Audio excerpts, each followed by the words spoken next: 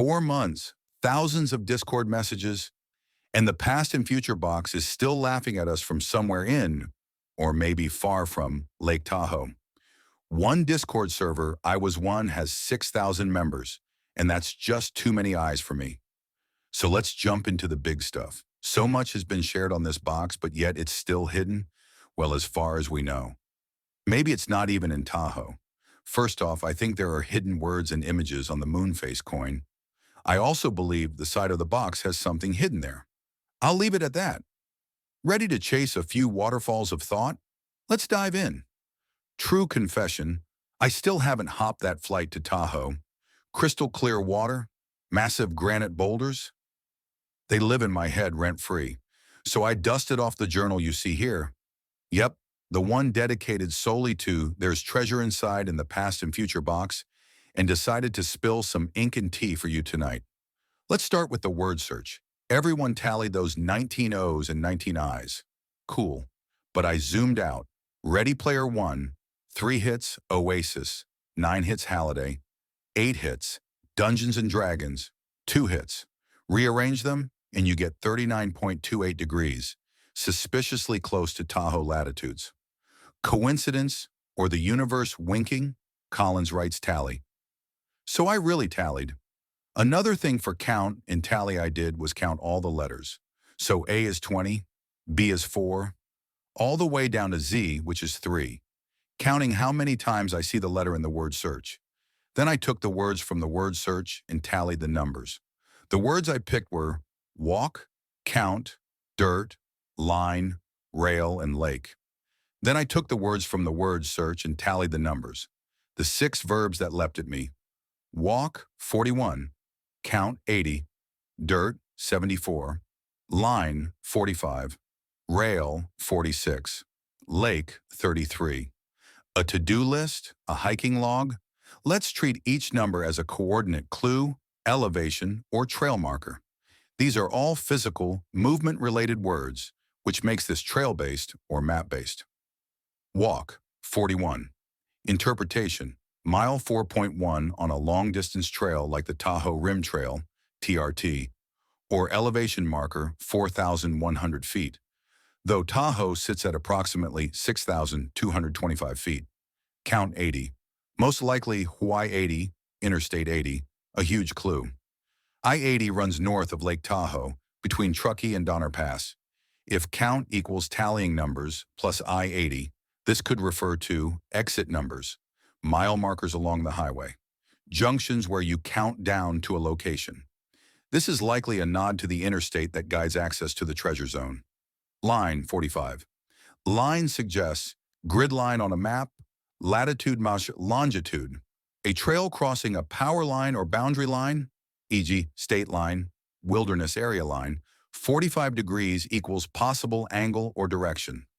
NE/NW diagonal on a compass, which could point to a trail direction or something mirrored. Researching 46 in relation to rail history in Truckee or Donner could be very fruitful. Second clue time. Then I got playful. Mirrored the entire grid. I took the word reflect as mirror. So I did a mirror cipher of the work search and got an entire new word search with a few interesting clues. Brand new word search, brand new hints. I will let you decide what they are, but I'm just going to leave this here. Fern. Widen at 10 popped out around those 6 zeros clasped together like long-lost cousins in the middle. It came to me while decoding mirrored versions of the past and future word search, those faint words that feel almost like they're meant to be whispered, not read. But this one stuck, especially when paired with another line. Join paths. Now, if this is a trail clue, and I believe it is, widen at 10 could mean a few things. I started looking at hiking routes, old forest roads, and creek-fed paths around Lake Tahoe, especially near Fauchery Lake and Canyon Creek, where the geography gets wild, rugged. Here's my take.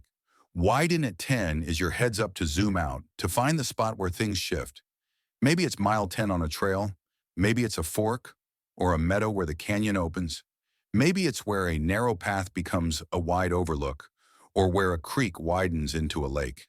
And with joined paths riding shotgun in the clue, I'm leaning toward a place of intersection, merger, a meeting point.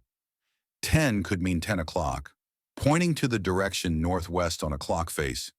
Widen at 10. Nrashi, you look to the northwest for something expanding, or an entrance, or a lake arm, creek arm fanning out. If using a grid-based map or coordinate system, 10 could be grid 10 on a printed Forest Service map. Easting/northing marker 10. So I took a closer look, and I believe the phrase working around the clock isn't just metaphorical. It's a direct instruction to study the coin like a real timepiece. And where does it land? Right at 1225. Now, what could 1225 actually mean? Most simply, it might be a time of day.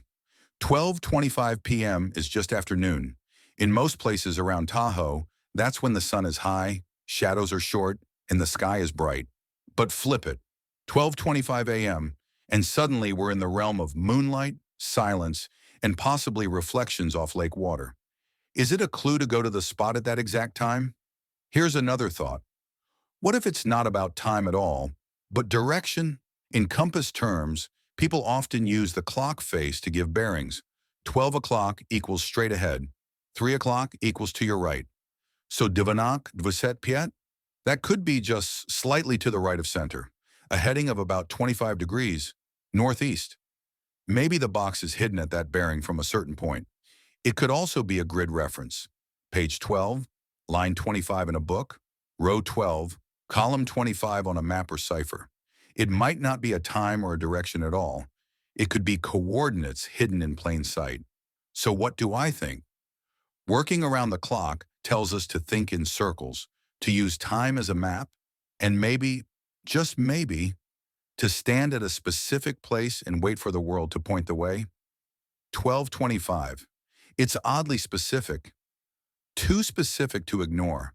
And if this coin really is a compass in disguise, I'd say the countdown has already started. Follow Canyon Creek, just above Foshery Lake, and what do you find? Not one but two waterfalls. The upper falls, a clean 20-foot drop. The lower falls, 18 feet. Now take the average, split the difference, and you'll land right at 19. Our mysterious repeating number, the same one that shows up in the word search tallies. The same number that's been gnawing at the edges of this hunt from the very beginning. But here's the catch.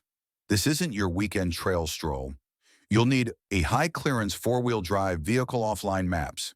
And let's be honest, nerves of steel.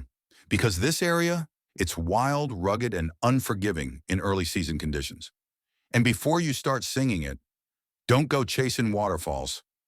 Unless you bring a buddy and a solid safety plan. Because if there's a box out there, it might be just above 19 feet of tumbling water, waiting for someone brave and smart enough to find it. It widens at 10, but narrows fast if you're not ready.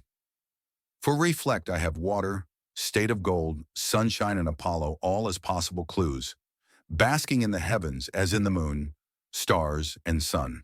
So the sun, god Apollo. In 2019, the U.S. Mint released a commemorative coin celebrating the 50th anniversary of the Apollo 11 moon landing. The reflection in Buzz Aldrin's helmet on the coin includes Neil Armstrong, the American flag, and the lunar lander. And so, here we are, months into the chase, dozens of clues, hundreds of theories, and thousands of footsteps, both online and on dusty trails. And still, the box is out there, or at least, we believe it is. Could it be at the foot of a waterfall, at the end of a rail line, or where a canyon widens at 10, right before it swallows you whole? All I know is this: the past and future box hasn't been claimed, and while it waits, maybe under pine needles, maybe under moonlight, we chase it, and we reflect on where we've been and where we're willing to go.